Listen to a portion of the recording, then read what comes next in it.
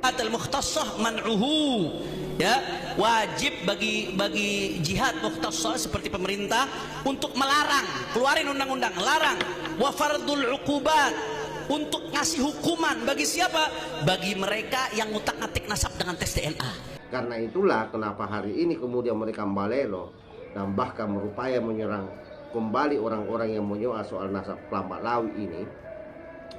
Ya karena mereka memang tahu diri bahwa sesungguhnya mereka bermasalah di situ, tidak tersambung nasab itu Rasulullah. Karena itu kanan kiri dia berupaya untuk mensterilkan tuduhan-tuduhan itu dan bahkan berupaya melibatkan pemerintah dengan dalih bahwa ini keputusan fikih ahli fikih internasional.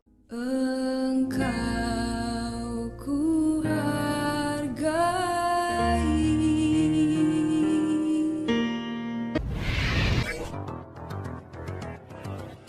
Assalamualaikum warahmatullahi wabarakatuh. Om Swastiastu, Namo Buddhaya, salam kebajikan. Kembali bersama Tolong 9 dari Buta Pandita Lupi Kabupaten Bulukumba. Video di awal yang saya sematkan itu merupakan potongan dari pernyataan Bung Hanif, di mana Bung Hanif menginginkan agar negara bersikap tegas terhadap orang-orang yang selama ini menganggap bahwa mengusir dia punya nasab, mengusik dia punya nasab ya. Jadi itu katanya menjadi keputusan ahli fikih internasional. Saya tidak tahu ahli fikih internasional yang dia maksud itu adalah yang mana.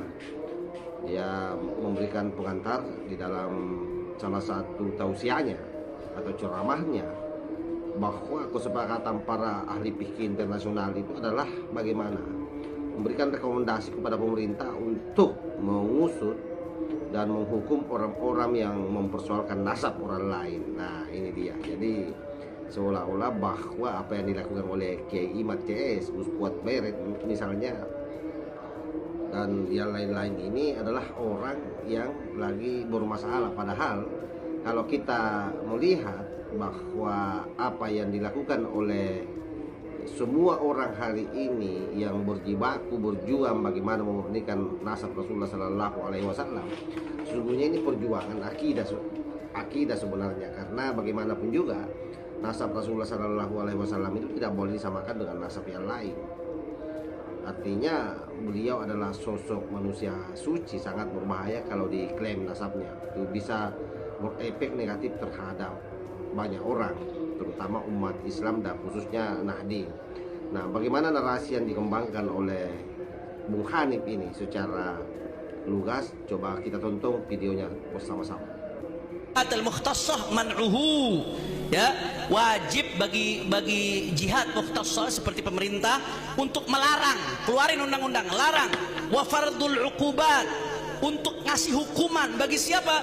Bagi mereka yang ngutak-ngatik nasab dengan tes DNA. Ini rekomendasi Forum Fikih Dunia.